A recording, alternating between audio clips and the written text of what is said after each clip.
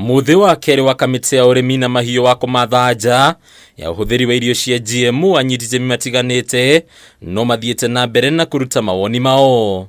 Then stipulate. Umuthi ari muthi wa Ataramu na arutani ya urimi kuuma university itiganite.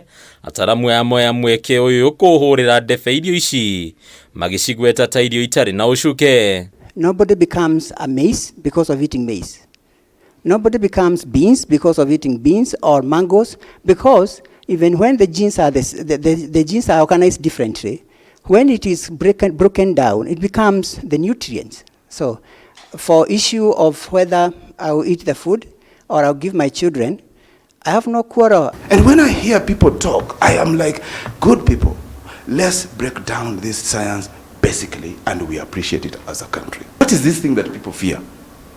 Honestly, that is why there is regulation. Ataramu ya makagweta huranire ihoto cia umundu aria makoretwo makiregana na GMO gukorwo makihenia Kenya na kumaiga haraya na uma wa ndeto ya GMO. The assumption that people feel like there is something that was really put in there that moves from the crop, comes into the body and then moves around the body, and something like there is something that is inside. There is not like that. Mugaru na Ataramu aya kwerekana matitafanĩtie uthuthuria wa kuigana riu makiuga makoretwo uthuthuria-ini wa GMO kwa ihinda ritanyihirie miaka 30 riu makiuria gwitikirio guthondekera mbegu cia kuhuthika migunda-ini guku bururi-ini kugikinya urimi uyu ni ugwitikirio. We have a very serious interest to make sure that we protect this country, and as things are happening, we are also giving up shortly.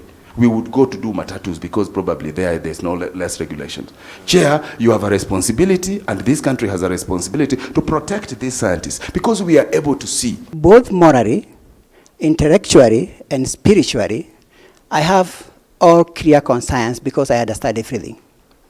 So I'm safe. I know for sure that I'm looking forward. I've eaten. Ameba kamiti no makoneka kwaga kuregana na rendekithia ria gwitikirio kwa GMO. Kaitikira ati watheco cidano ni gukuhonia andu acio Ataramu ri gutwikaga ati umuthi wathi gutheco cidano ya murimu fulani acio nega no rira marari horo irio tiega ungithikiriria horo uyu muno na muthenya wa iro ungithikiriria andu aria marakana na aria marahura na irio cia GMO ni andu aria matumitwo mena interest ya mabũrũri make.